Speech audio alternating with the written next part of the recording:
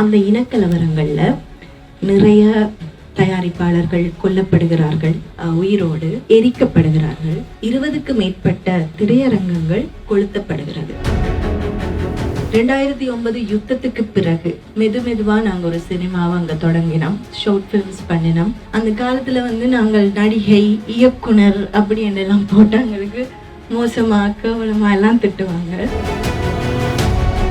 இது பொம்மை இல்லையம்மா, இது உண்மையை தான் சொல்லியிருக்க வழியோ, பொம்மை இல்லைம்மா. இது inspiring movie. Like we had a really good time. அறிவுலகத்தில் இளைஞர்கள் மத்தியில், கற்றவர்கள் மத்தியில் இந்த படம் திரையிடப்படணும்.